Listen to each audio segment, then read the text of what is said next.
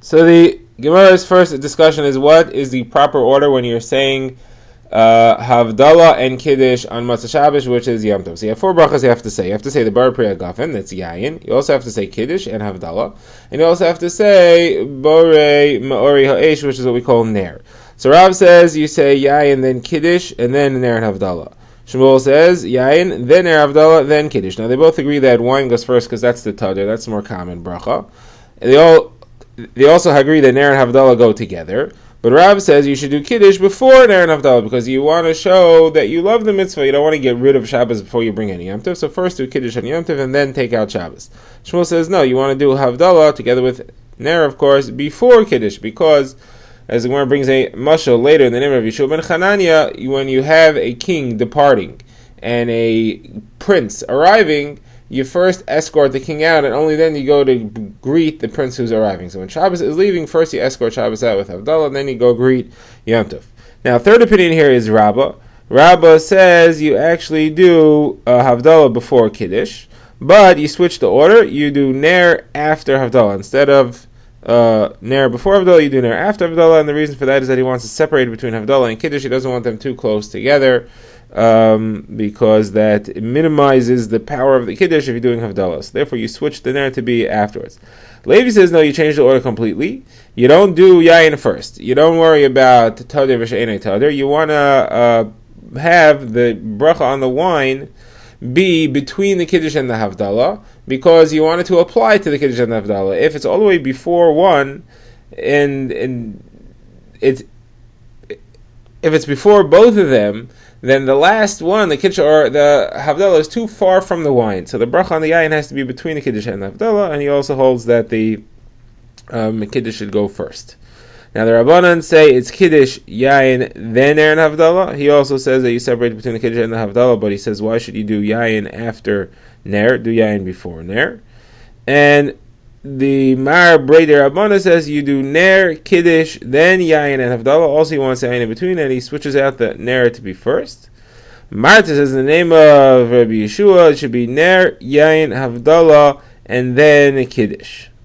Okay, the Gemara says that Shmuel's father sent to Rebbe, please teach us what is the proper order. And he said, Rabbi Shmuel bar Rabbi Yasi said the name of his father, the name of Rabbi Yeshua ben Chananya, that's Ner, Havdalah, then Yayin, and then Kiddush. Okay.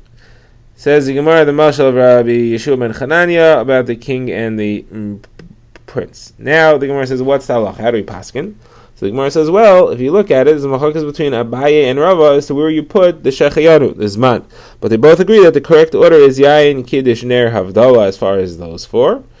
Like we've seen earlier, Yayin first because it's Tadir v'She'enei Tadir, Kiddush before Havdalah, and then Ner and Havdalah go together in their usual order, and first Ner and then Havdalah. Where do you put in Zman? So Abaye says you put Zman between the Kiddush and the Ner, so it's Yayin, Kiddush, Zman, Ner, Havdalah, and the reason is that Zman is really part of Kiddush. You're saying a bracha on the time, on the specialness of the day. Rava says no, listen, Shechianu doesn't require a cup of wine at all. You can say Shechianu when you're walking in the street, you don't need it to be over a cup. Therefore, it's going to be last, because it's not really negayah to the cup of wine that you're holding, and therefore the order is Yakin Ahaz. The Gemara says that's the halacha, Yakin Ahaz, Yayin, Kiddush, Ner, Havdalah, and only then Zman. Okay, now the Gemara brings a couple of incidents that occurred, and various different topics about the orders of things. So the first one is about the order of Havdalah, which you have to figure out the order of Havdalah, Besamim, and Ner. And they're talking about when there's also Berachas Hamazon involved. So the Gemara says like this. The Gemara says that Rav Huna bar Yehuda went to the house of Rava. It was Motzei Shabbos. They brought him a cup of wine to do Havdalah.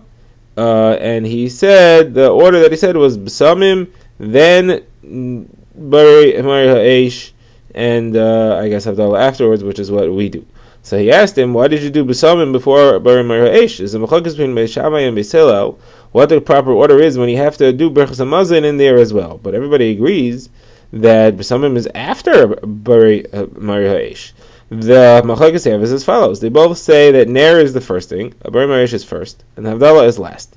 In the middle, you have Berachas Hamazon and Psamim. So according to Beis Shammai, it's Berachas Hamazon first and then Psamim. According to Beis Hillel, it's Psamim first and then Berachas Hamazon. But everybody agrees that Ner is first, so Ner has to be before Psamim. How come you do Psamim before Ner? So Rabbi answered, you're right, but that is only Rabbi Meir's version of that machlokes. Rabbi Yehuda says that was not what the machlokes was. Machlokes was as follows. Everybody agrees Havdalah is first, and everybody agrees Berachas Hamazon. Everybody agrees Havdalah is last, and everybody agrees Berachas Hamazon is first. The machlokes between Beis Hillel and Beis Shammai was what is the proper order of Bisamim and Bari Mari Ha'esh. That Beis Shammai said you first do Bari Mari Ha'esh and afterwards Bisamim. Beis Hillel said you first do Bisamim and afterwards Bari Mari Ha'esh, and we pass like Beis Hillel according to this version, which is Yehuda's version, and therefore that's what I did. I did first Bisamim and then Bari Mari Ha'esh. Says Rabbi Yechanan, that is Taka the Halacha, like Beis Hillel according to Rabbi Yehuda.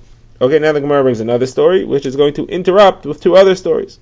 Then it'll go back to the rest of this first story. The story is as follows: Rabbi Yaakov bar Abba went to the house of Rava, and it was Shabbos, and they did the Suda together. Shabbos Suda, Shabbos morning.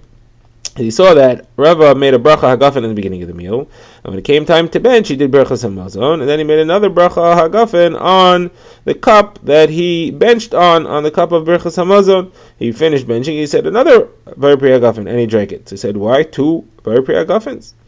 So he said, "Because what do you mean? When we were in the house of the Reish Galusa, we used to eat there. That's what we did. We used to say hagafen twice, once on kiddush and once on the bracha for."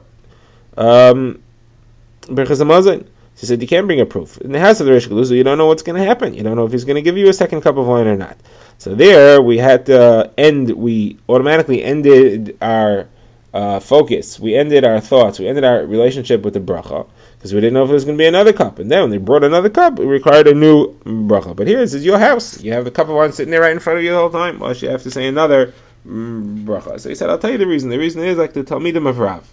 And now we bring our first story. The Talmidim of Rav Bruna and Rav Chananel, two Talmidim of Rav, were sitting in a Suda, and serving them was none other than Rav Yeba Saba.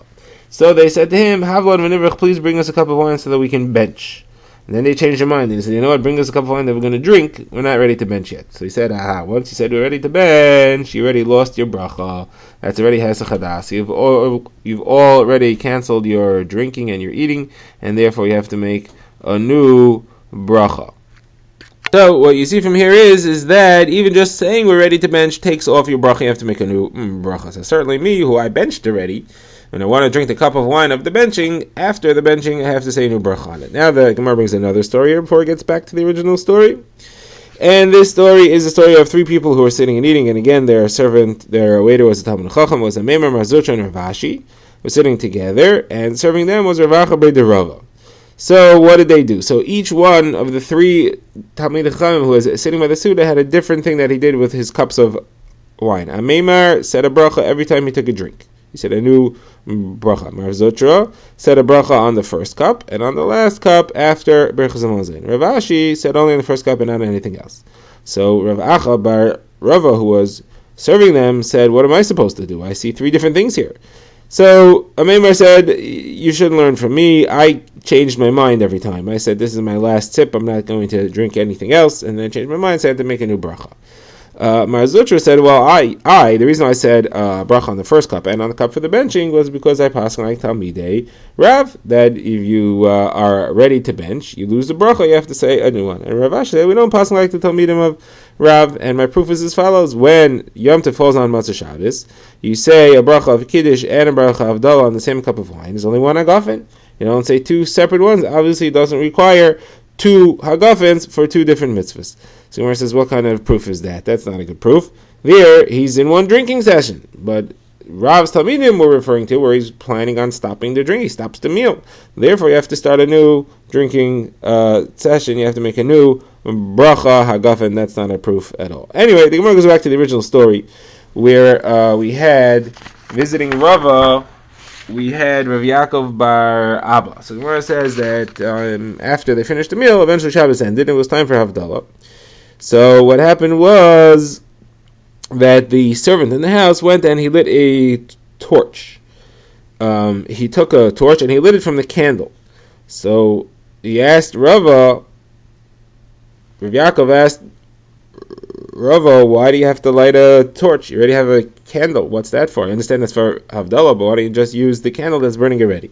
So he said, first of all, I didn't tell him to do it. He did it himself. He said, that's not a reason. Obviously, he knows this is what he's supposed to do. He's a servant in your house. He knows this is what you do. So he said, so he answered, he said, do you not hold of the halacha that you're supposed to use a torch with many wicks for Havdalah? That's the mitzvah minam muvchor. You shouldn't rely on just one candle if you could use a torch. Okay, going further, he said the bracha on Havdalah. He said Hamavda ben kodesh l'chol ben or l'cheshach ben yisolim ben yom hashvili sheishes miyamasa. Just like we do. He said four things: that blessed is Hashem who separates between the holy and the mundane, between the light and the dark, between Jews and the nations, and between the seventh day and the days of creation. So he said, why do you have to say four things? Rav Yehuda says in the name of Rav. Somebody says Havdalah. You could just say Ben Kodesh L'Chol. You don't have to say anything else. That's what Rav Yehuda Hanasi's Havdalah was. So he said, well, there's a brisa of Rabbi Elazar, named Rabbi Elishia, who says that somebody who wants to say Havdalah should say no less than 3 Havdalahs and no more than 7 Havdalahs. There's 7 different things mentioned. The Gemara will explain on the next daf what the 7 are. But it should be at least 3 and no more than 7. So he said, well, you didn't do 3 or 7, you did 4. He said, no, the last one doesn't count. The last one where I said, that was just to be me'ein hachasima. The halacha is when you say a long bracha that ends with another baruch atah Hashem, amavdu ben kodesh l'chol, like for example, where any bracha which ends with any long bracha which starts with a baruch and ends with another baruch at the end, so near the end, just before the baruch at the end, you should say something which is similar to what the bracha is. So here I'm ending off baruch atah Hashem amavdu ben kodesh l'chol. Just before that, I say b'nei mashvila she'esem yamasa to put those two things together. Now the Gemara quotes this subject in full, where it says it's a machlokes between Rav Yehuda, the name of Shmuel, and the people from Pumbedisa. Just before the bracha ends, do you have to say something similar to the end of the bracha or to the beginning of what the bracha is? So the Gemara says, what kind of machlokes is that? It's both the same. You started off amavdu ben kodesh l'chol, you're ending off amavdu ben kodesh l'chol. What's the difference? The Gemara says that the difference is when you're saying Havdalah between Shabbos and Yom Tov, and there you're saying amavdu ben kodesh l'kodesh. So do you have to end off just before that? You have to say ben yom hashvili sheishes yimei? Do you have to end off ben Shabbos? Do you have to end off ben kedusha Shabbos like kedusha Yom Tov Havdalta, which is similar to amavdu ben kodesh l'kodesh? Or do you not? Could you just end off like you did in the beginning of the bracha amavdu ben kodesh l'chol?